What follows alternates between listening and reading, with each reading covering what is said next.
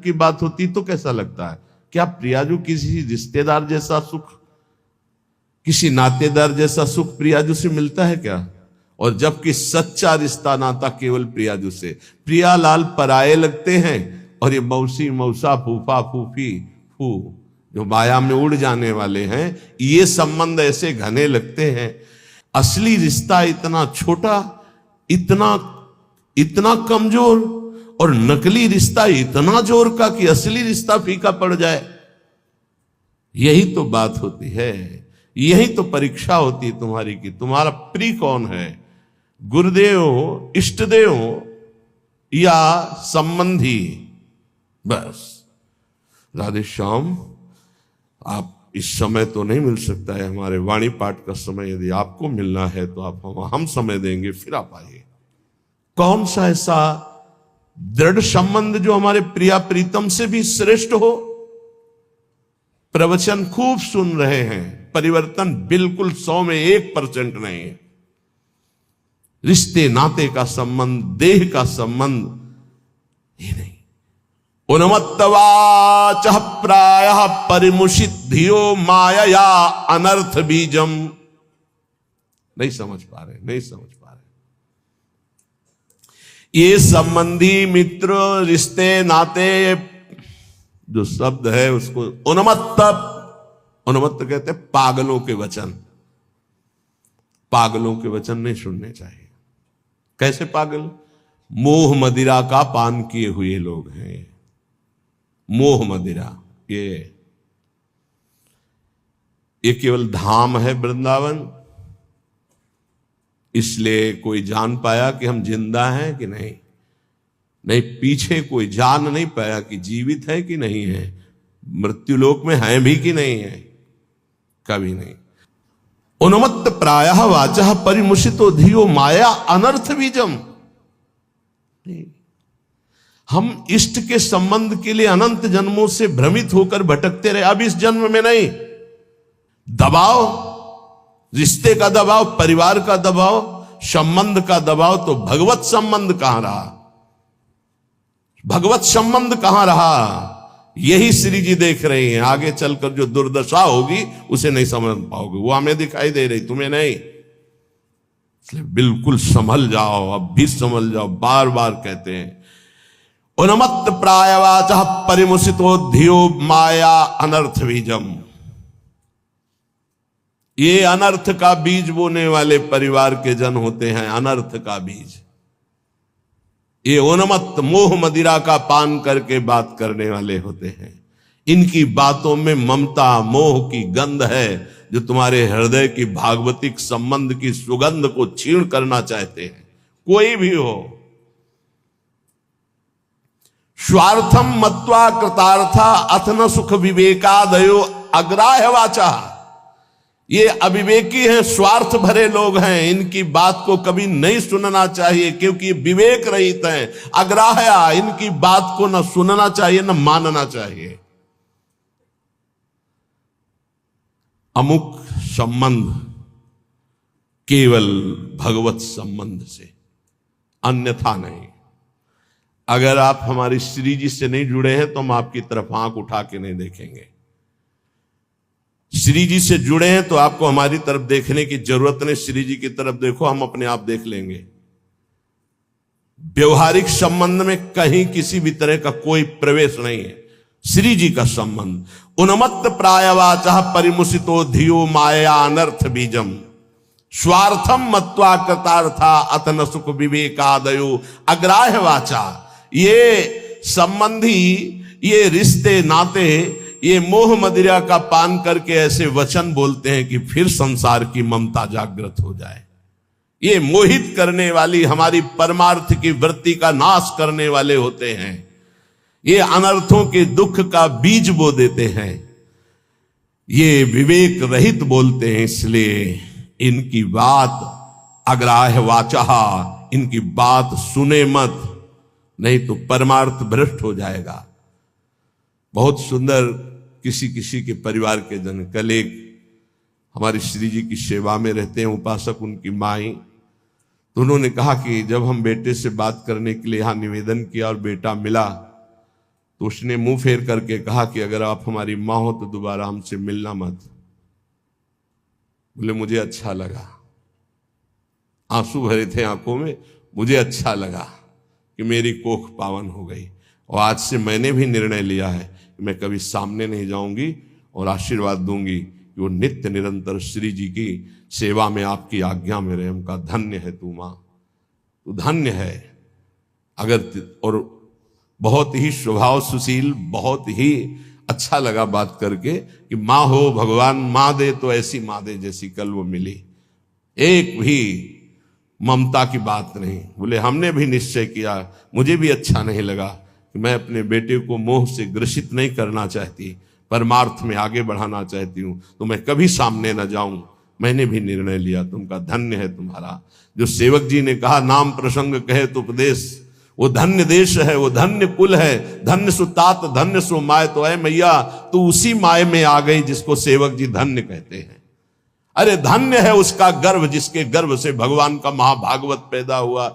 और तो सब न जाने कैसे कैसे संतानें उत्पन्न होती हैं और वो भगवान से विमुख नाना प्रकार के आचरण करके अपने आप को दुर्गति और माता पिता देख देख कर जलते रहते हैं। ये बात बहुत ध्यान से समझ लो जो इस श्लोक कह रहे हैं। ऊपर वाले श्लोक में बताया अपनी निष्ठा की युगल सरकार हमारे इतने सुंदर हैं कि करोड़ करोड़ कामरति मूर्छित हो जाए, लक्ष्मी नारायण भी शोभा देख करके ललचाने लगे, ऐसे हमारे उपास्य देव श्यामा श्याम है। हमारे श्यामा श्याम में रति किनकी नहीं हो सकती, जो विषय विष के कीड़ा बने हुए हैं, या जो ब्रह्मबोध के द्वारा मोक्ष प्राप्त करना चाहते हैं, या जो जीवन भर भोग भोगा बुढ़ापे में सोचते हैं हम प्रेमी हो जाएं। चिंतन वही है 60 70 80 वर्ष का भोगों का। अब चिंतन बदलना बहुत कठिन, कोई महापुरुष चमत्कार कर दे तो बात अलग। ये हमारी बात उनकी समझ में आएगी जो शरणागत है श्री जी के और प्रारंभ से अभ्यास कर रहे हैं अपने मन को प्रियालाल में लगाने का, रसिकों की कृपा का। तो चंदी वृंदावन आशा, उनके अंदर वृंदावन में विराजमान प्रिया प्रीतम से मिलने की आशा जागृत हो जाएगी। कह रहे हैं अब इसमें बचाव पक्ष क्या करना है। उन्मत्त प्रायवाचा परिमुसितो धियो माया अनर्थ बीजम, बुद्धि में ऐसा बैठा लो कि ये जितने प्यार करने वाले संसार के संबंधी हैं ये अनर्थ कर देंगे। अनर्थ क्या, हम जिस मन इंद्रियों को चुरा कर संसार से प्रिया प्रीतम में लगाना चाहते हैं ये पुनः वहीं लगा देंगे संसार में, पक्का। इनका प्रभाव ऐसा होता है, ये नहीं मानने वाले। परिवार के लोग साधु नहीं मानते हैं, कोई विवेकवान साधु मानता नहीं मानते। परिवार के लोग नहीं मानते, साधु थोड़ी मानेंगे, वो तो अपना रिश्ता नाता संबंध देखकर बात करते हैं, वो सांसारिक संबंधों की मान्यता रखते हैं, इसलिए नहीं। कबीर वहां ना जाइए जहां जन्मभूमि का ठाव, भगति भाव पूछे नहीं ले पुराने नाव। वो थोड़ी कहेंगे महात्मा जी, नहीं, वो तो वही कहेंगे आओ पंडित, नाम लेके बात करेंगे, ऐसा अमुक ना। कबीर वहां ना जाइए जहां जन्म भूमि का ठाव, भगति भाव पूछे नहीं ले पुराने ना। वही संसार की वार्ता। अनर्थ बीजम, बड़ा आकर्षण है परिवार वालों का, बड़ा आकर्षण है। आप देखो, अंदर से देखो, 20 वर्ष नहीं देखो, फिर देखो भैया है हमारे, ये अपन अमुक है हमारे अमुक। और श्री जी को 20-25 वर्ष से नाम जप रहे हो, शरणागत हो, ये कभी नहीं आया कि आराध्य देव मेरे, जीवन धन मेरे। ऐसे धिक्कार है इस मन बुद्धि को कि जो अनंत जन्मों से हमारे हैं वो हमारे पराये नजर आते हैं, जो बिल्कुल हमारे नहीं, जिनको हम जानते नहीं है, अब भी नहीं जानते कि भाई के रूप में कौन अंदर विराजमान है, बहन के रूप में कौन अंदर विराजमान, हम नहीं जानते, केवल ढांचे को मानते हैं। ये ढांचा मेरा भाई है, बहन है, और ढांचे के अंदर बैठा परमात्मा, उससे कोई परिचय नहीं है। इसलिए स्वार्थ मत्वा कृतार्था आत्म सुख विवेकादयो अग्राह्य वाचा। अय विवेकी साधक, ये परिवार के जन विवेक युक्त नहीं बोलते, इनके मोह मदिरा से उन्मत्त प्रायः भरे वचन होते हैं, इनके वचनों को नहीं सुनना चाहिए। अग्राह्य वाचा, इनकी वाणी को ग्राह्य नहीं है, अग्राह्य है। स्वीया सर्वे जिघान संत्य बहुमृषा स्नेह पास निबद्ध। ये झूठी झूठी बातें बोल करके केवल स्नेह पास में बंधा लेते हैं, और ऐसे बांध लेते हैं कि छूटना मुश्किल हो जाता है। महापुरुषों का आश्रय लेने से एक बात ध्यान रखना, एक अद्भुत उमगन जागृत होती, उस उमगन को तपस्या के द्वारा संभाला जाता है, नहीं गिरा देगी। अब ये कोई कैसे समझ पाएगा कि महापुरुषों की कृपा से जो आनंद की उमगन होती है, अगर उसको तप के द्वारा न रोका गया तो गिरा देगी, पक्का गिरा देगी। ये बड़ी सूक्ष्म बात है, सबको समझ में नहीं आएगी कि महापुरुषों के संग की कृपा उसको गिरा कैसे देगी। भगवदानंद की जब अनुभूति हो तो उदासीनता बाहर इतनी हो जानी चाहिए कि तुम्हें देखना कोई पसंद न करे। ध्यान रखना, यह अनुभव की बात कह रहा हूं। जब आनंद की उमगन हो भगवदानंद तो एकदम उदासीन हो जाना, मन बहिर्मुख बिल्कुल न होने पावे, किसी से अपनापन न होने पाए, तो वो भूमिका बदल देगा। महापुरुषों के संग से बिना साधन के भी आनंद की उमगन होती है। उस आनंद की उमगन को बिल्कुल वैराग्य और तप के द्वारा सहा जाता है, तब वो जाके महानता को प्राप्त हो। वो समझ नहीं पाए तो यहां ये कह रहे उन्मत्त प्रायवाचा परिमुसितो धियो माया अनर्थ बीजम। ये जो कह रहे हैं इसको बात समझ लो, यही तुम्हारे जीवन का पतन कर देगी, चाहे गृहस्थी में चाहे विरक्ति में हो। इस बात को अच्छे से समझना। उन्मत्त प्राय वाचा परिमुसितो धिया माया अनर्थ बीजम। एक बार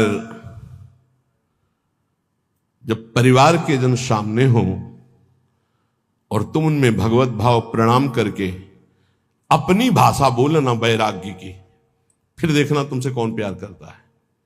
तुम उनकी भाषा में मत आ जाना, अपनी भाषा में बोलना जो साधु की भाषा होती है, फिर तुम्हें असलियत में समझ में आएगा कि कौन प्यार करता है। कोई नहीं। जब तुम उनकी भाषा बोलते हो तब बात अपनी भाषा में सदैव हो, भक्त अपनी भाषा में। ये जीवन अब ऐसा दांव नहीं हमें चूकना कि इस जन्म में मुझे भगवत प्राप्ति ना हो। ये बहुत अंदर की बात समझ लेना। उन्मत्त प्रायवाचा परिमुसितो धियो माया अनर्थ बीजम, बिल्कुल 100%। अगर पारिवारिक मोह के जाल में फंस गया, चाहे गृहस्थ हो चाहे विरक्त हो, निकल नहीं सकता। इतना बड़ा जाल है। स्वार्थम मत्वा कृतार्था अतन सुख विवेकादयो अग्राह्य वाचा। कैसे तुम्हें बताए, बाहर थप्पड़ लगता है तो उसके लिए औषधियां होती, लेकिन जब हृदय की मार होती तब कोई औषधि नहीं होती। इसलिए आपसे प्रार्थना कह रहे हैं, अब भी संभल जाओ, अब भी संभल जाओ। तुम्हारा वैराग्य स्वरूप है तो तुम लोग अपने वैराग्य की इज्जत की रक्षा करो। समझ में आना चाहिए कि वैराग्य का स्वरूप क्या होता है। परिवार वालों को, संसार को भी समझ में आना चाहिए। आपका अपने ठाकुर सेवा, अपनी भगवत सेवा, अपने दिनचर्या इतना महत्व हो कि सामने वाला 1 घंटे दरवाजे पे खड़ा रहे और सोचे कि क्या इनकी भागवतिक रति है। ऐसे संकेत में श्री जी आपको समझा रही हैं। स्वार्थम मत्वा कृतार्था अथन सुख विवेकादयो अग्राह्य वाचा। ये विवेक रहित बोलने वाले संसार के अग्राह्य वाचा, ये नाशवान शरीरों का संबंध तुम्हें अविनाशी बना देगा, तुम्हारा साथ देगा। ये मरण धर्मा शरीर है। अविनाशी परमात्मा की शरण छोड़कर इनके इंद्रियों की गुलामी के लिए किसी व्यक्ति वस्तु का आश्रय धिक्कार है जीवन। हम कामी है, क्रोधी है, लोभी है, लेकिन श्री जी लालजू को छोड़ दें, ऐसा तो हो ही नहीं सकता। इतना तो रख लो, इतना तो रख लो। हमारी बात तो समझो। हम नीचता नहीं छोड़ सकते तो श्री जी को कैसे छोड़ सकते। हम नीच है मानते हैं, हम पतित है मानते हैं, लेकिन हम आपको नहीं छोड़ सकते। हमारा स्वभाव नहीं छोड़ सकना। हम नीचता नहीं छोड़ सके, काम नहीं छोड़ सके, तो नाथ आपको कैसे छोड़ सकते हैं। अब आपके गले पड़ गए। अगर हम कामी हैं तो आपके हैं, पतित हैं तो आपके हैं, आपको नहीं छोड़। इतना तो पकड़ लो यार, इतना तो पकड़ लो। हम संसार को पकड़े हुए हैं, माना नहीं छोड़ पा रहे, लेकिन हे संसार के स्वामी, हम आपको भी नहीं छोड़ पाएंगे। अब नहीं हो सकता कि मैं आपको छोड़कर संसार का पूर्ण आश्रय ले लूं, पर संसार को छोड़कर आपका पूर्ण आश्रय ले लूं, इतनी भी सामर्थ्य नहीं रह गई। तो कम से कम प्रभु को तो पकड़े रहो। लेकिन अनर्थ वाचा, ये जो प्रिय बोलने वाले, इनसे बड़ा दुश्मन कोई नहीं है। कोई बिरला होता है जो प्यार का अर्थ समझता है, अपने प्यारे के सुख में निमग्न रहना। वो तो केवल सच्चिदानंद भगवान ही जानते, दूसरा कोई नहीं। प्रीति की रीति रंगीलो ही जाने, ये संसारी जानेंगे। ये अपने स्वार्थ के बसीभूत, ये अपनी वासनाओं के कीड़े, ये प्रीति को जानेंगे, ये प्रेम को जानेंगे। तुम्हारे हृदय को छलनी कर दें, अगर अब बात नहीं मानोगे तो बाद में पछताओगे। हे सिंहवत जीना सीखो, सियारवत अगर जीवन जीना है तो इनके अनर्थ वचनों में लग जाओ। ये तुम्हें रुपया दे सकते हैं, तुम्हारा बैंक बैलेंस बढ़ा सकते हैं, लेकिन तुम्हारे हृदय की भोग वासना को नहीं मिटा सकते। और भोग वासना नहीं मिटी तो चक्रवर्ती सम्राट भी एक महान दरिद्र है, क्योंकि उसके अंदर असंतोष है, भोगों की आशा है। और फिकर भारी फकनी करे ताको नाम फकीर, कोई चिंता नहीं, कोई परवाह नहीं, इससे बड़ी कोई स्थिति नहीं होती। वही तुम्हें गुरुदेव देना चाहते हैं। इसलिए स्वीया सर्वे जिघांस्यत्यः बहुमृषा स्नेह पाशैर निबद्ध। देख लो, हम एक साधिका की बात करते हैं। भाई जी महाराज के प्रवचन सुनकर के एक साधिका ने भाई जी को गुरुदेव माना। कभी नहीं देखा था, केवल कल्याण पत्रिका पढ़ी और भाई जी के वचन पढ़े और गुरुदेव माना। भाई जी की छवि कहीं से पता लगी तो मंगाकर अपने सिंहासन पर विराजमान, रात दिन दरवाजा बंद, घर के सदस्य उसे भोजन दे देते, बस दरवाजा बंद। नौ युवती, भाई जी की छवि रात। एक दिन उसके अंदर इच्छा ही, क्या मैं अपने गुरुदेव को कभी भर नेत्र से देख सकती हूं सामने से? वो सत्य सच्चिदानंद में मेरे गुरुदेव क्या कभी चलकर मेरी कुटिया में? असंभव। किसी नगर के किसी एक घर में बंद वो रात दिन गुरुदेव के अनुसार भजन करती, और इच्छा जागृत हुई कि अब भाई जी कभी चलकर हमारे दरवाजे पर आएंगे। पर जाकर जही कर सत्य स्नेहु, सोते ही मिले न कछु संदेहु। भाई जी तीर्थ यात्रा के लिए एक ट्रेन निकलवाई थी जिसमें सब भक्त थे। वो एक स्टेशन पे रुकी, अचानक आकर्षण भाई जी का हुआ। स्टेशन से स्वयं अकेले उस नगर में गए। और वो तो अलौकिक दिव्य महापुरुष, उसके घर गए, दरवाजा खटखटाया, किसी से पूछने की जरूरत नहीं, बिना तार का तार। किसी की हिम्मत नहीं थी कि उसका दरवाजा खटखटा दे। केवल समय भोजन का वो परिवार के लोग खिड़की से दे देते थे, और उसका अपना अटैच था, तो कभी बाहर ही नहीं निकली, कभी किसी को चेहरा ही नहीं दिखाती थी। उसको लगा ऐसा कौन जो दरवाजा खटखटाता है? तो एक स्नेह का आकर्षण, ऐसा लगा कि या तो श्री कृष्ण है या तो भाई जी है। कि तुम राम दीन अनुरागी, कि तुम हरिदासन मां कोई, मोरे हृदय प्रीति अति हुई। जैसे विभीषण जी को लगा या तो कोई बहुत बड़े हरिदास हैं जो सामने, या स्वयं हरि हैं जो विप्र रूप में है, या तो कोई बहुत बड़े भगवान के भक्त हैं, या तो स्वयं भगवान है कि मेरे हृदय। ऐसे उस देवी का हृदय बोला या तो श्री कृष्ण साक्षात आए हैं या तो भाई जी आए हैं। बिना हिचक के दरवाजा खोला तो जिनकी छवि थी वही सामने खड़े। अब सोचो, जो वर्षों से साधना करके केवल एक बात चाह रही कि एक बार मेरे गुरुदेव चल करके मेरे को, क्योंकि मैं तो नहीं पहुंच सकती, मेरी सामर्थ्य नहीं, एक बार वो आज जे देखा चश्मा लगा, धोती कुर्ता ऐसे। अब वहां नेत्रों से बात होती, बोलने की हिम्मत नहीं रहेगी। अंदर गए, दरवाजा बंद, रो पड़ी चरणों में। भाई जी ने कहा कि श्री कृष्ण की अपार कृपा आप पर है। कहा बस अब मुझे और कोई श्री कृष्ण नहीं चाहिए, हो गया। मेरी आखिरी इच्छा थी कि गुरुदेव एक बार मुझे साक्षात दर्शन दें। थोड़ी देर बैठे, उसने कहा मेरी एक प्रार्थना है, अब आप दोबारा कभी यहां बताइएगा। भाई जी ने कहा ऐसा क्यों कहा? बोले आप जब आओगे तो अब हजारों लोग आएंगे, और मैं ये नहीं जानती कि आप भी अब जान पावे कि मैं आपको कितना प्यार करती हूँ। ये जीवन सिर्फ आपके लिए है, और आपके लिए होते हुए भी आप भी न जान पाए कि मैं आपको कितना प्यार करती हूँ। बस जैसे अभी तक थी वैसे ही रहना चाहती हूँ, अब दोबारा कभी भाई। तो भाई जी ने उसके लिए पद लिखा है, पद रचना की। और पूज्य राधा बाबा से जब ये बात कही तो राधा बाबा ने इसे प्रकाशित किया, नहीं भाई जी इसे प्रकाशित भी नहीं करते। कि धन्य है वो देवी जो ऐसी एकांत पूरा जीवन भजन करके पूरा कर दिया, कोई जान नहीं पाया उसको। जो अपने आराध्य देव के लिए इतनी गुप्त आराधना की जा सकती है, फिर हमें संसार और संसार के संबंधों से क्या? इसलिए ये जीवन हमें केवल भगवत प्राप्ति के लिए। स्वीया सर्वे जिघांस्यन्त्यः बहुमृषा स्नेह पाशैर निबद्ध। ये स्वजनगण अत्यंत झूठे स्नेह पास में बांध करके तुम्हें मार देंगे जिघांसेया, तुम्हें मार देंगे। मान लो कैसे मारा जाता है, ये तुम नहीं जान पाते हो। माया बहुत विचित्र है, बहुत विचित्र है, ये देखा है। इसलिए प्रार्थना है बहुत सावधान, बहुत सावधान। परिवार के लोग अच्छा समझते हैं, जब आप भोगों को स्वीकार करेंगे, भोगों में उतरेंगे, रिश्ते नातेदारों में उतरें, उनको बहुत अच्छा लगेगा। क्योंकि माता आपसे प्यार करती है, पर दो चीजें देखती है, आपका पेट भरा है, आपको अच्छी नींद आती है, आपकी भोग सामग्री पर्याप्त है, बस इतनी उसकी ममता की वृत्ति, इसके आगे वृत्ति नहीं। और गुरु एक बात देखता है, तुम्हारा देह राग कम हो रहा है, तुम्हारा देहाभिमान नष्ट हो रहा है, तुम्हारा भोगों से राग कम हो रहा है, तुम तपस्या में आगे बढ़ रहे हो, तुम जितेंद्री हो रहे हो, तुम्हें भोग कोई प्रिय नहीं लग रहा, धन्यवाद, चलो आगे। गुरु स्वरूप में स्थित करता है, माता पिता देहाभिमान में पुष्ट करते हैं। इसलिए बहुत होश में स्वीया सर्वे जिघांस्यन्त्या बहुमृषा स्नेह पाशर निबद्ध है। श्री वृंदारण्यायः महामहित समाजात कदा निश्चितत्वाम।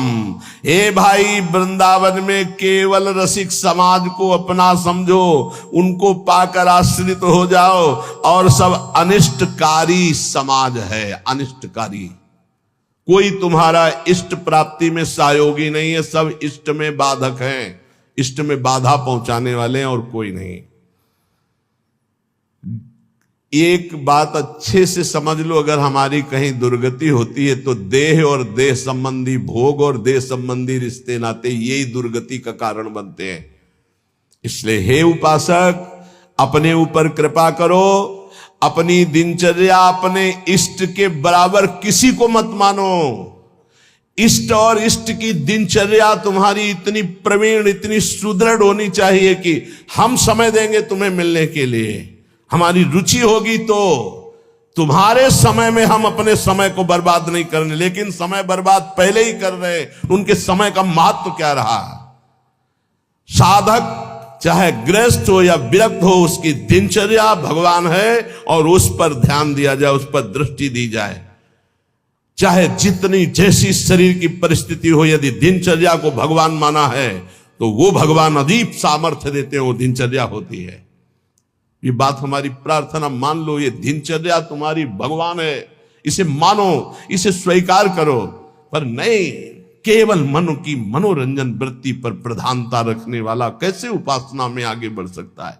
इसलिए जो आप सुनते हैं उसका मनन करें। महापुरुषों के वचन अमृत हैं। बाबा, हमें बहुत क्लेश, अंदर जलन होती रहती है, ये कब मिटेगा? गृहस्थी के भी कार्य कर रहे हो तो, या साधना कर रहे हो तो, ये अंदर एक जलन होती रहती, ये कब मिटेगा? बहुत बड़े सिद्ध महापुरुष काशी के श्री हरिहर बाबा जी महाराज, ये कैसे मिटेगा? क्लेश बना रहता है, एक अशांति बनी रहती। सब देखो, कल एक 85 वर्ष के संत भगवान आए, उन्होंने अपना परिचय बताया बहुत ऊंची जगह से सब, और कहा आपके प्रवचन सुन करके आया हूं, ऋषिकेश से आए। कहा कि मैं प्रवचन सुन करके आया हूं, मेरी आखिरी जगह रह गई है, अगर आपने ना कर दिया तो मेरी जिंदगी अब खत्म होने जा रही है। बिल्कुल आखिरी परिणाम है, आप बहुत कृपा करके निर्णय देना, क्योंकि बस आखिरी है, आखिरी भरोसा लेके आया हूं। आंखों में आंसू, त्रिपुंड लगा हुआ, वेश भगवा धारण की हुई, अवस्था 80 या 85 की। अभी एक बार कि आखिरी तो बहुत होश में, तो कहा क्या समस्या क्या है आपकी? तो कहा पूरा जीवन हो गया, आज तक निश्चय ही नहीं कर पाए हम कि हमको क्या प्राप्त करना है, कैसे प्राप्त करना है। ये तो बहुत बड़ा धोखा, अभी तक चित्त ही का समाधान नहीं हुआ, अभी तक साधन ही नहीं बन पाया, साधन ही का निर्णय नहीं हो पाया, तो साध्य की प्राप्ति कैसे हो पाई? ये तो बहुत, बोले बस यही तो रोना, पूरा जीवन खत्म हो गया। अब बताओ कैसे वस्तु को? तुम कहा आप तो एक ही बात रह गई है, नाम नाम नाम, निरंतर नाम जप करते। बोले यही तो समस्या है। तुमको बस यही समस्या का समाधान है।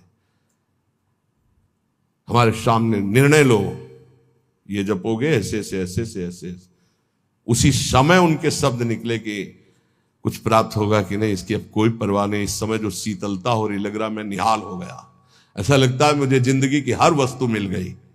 यही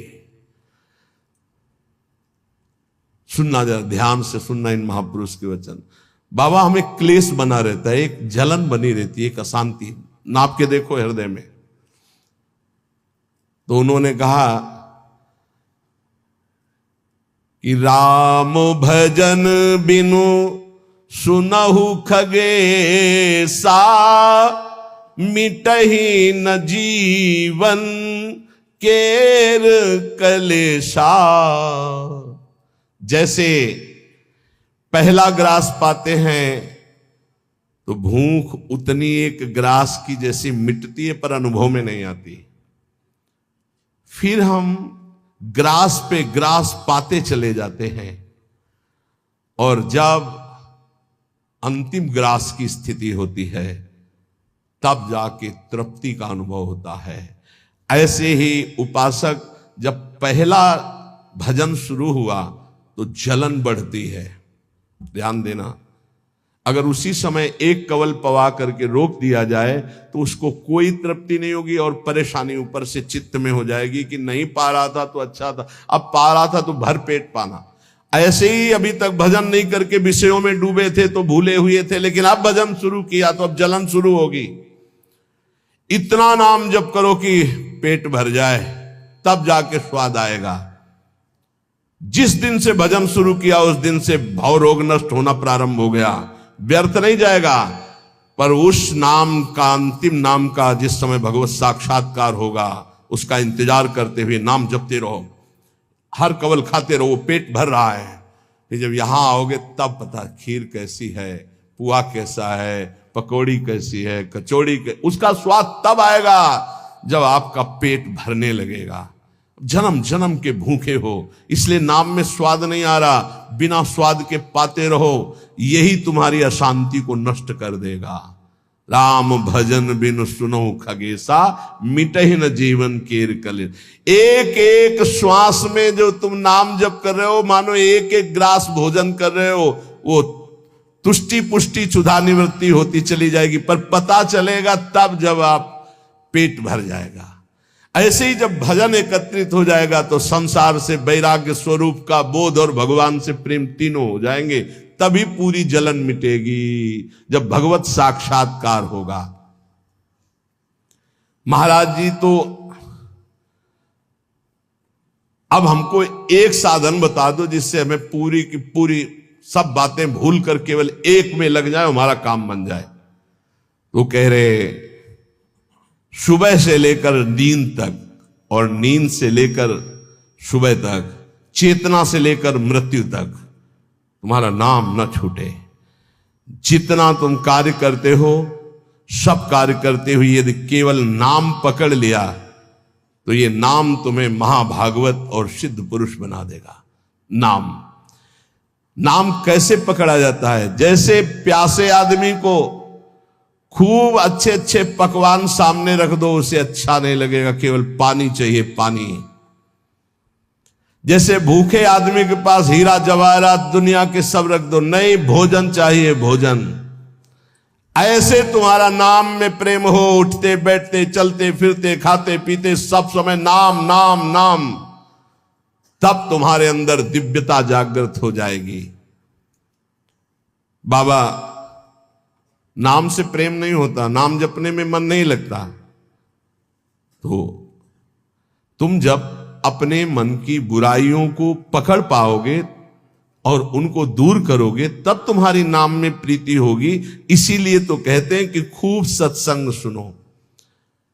जब तक सत्संग नहीं सुनोगे तो तुम्हें पता ही नहीं चलेगा कि तुम्हारी गलतियां क्या क्या हैं, बुराइयां क्या क्या हैं। सत्संग सुनोगे तो सत्संग से दो बात होती है, अपनी बुराइयों का पता चलता है और उनके त्यागने की बलवृत्ति मिलती है।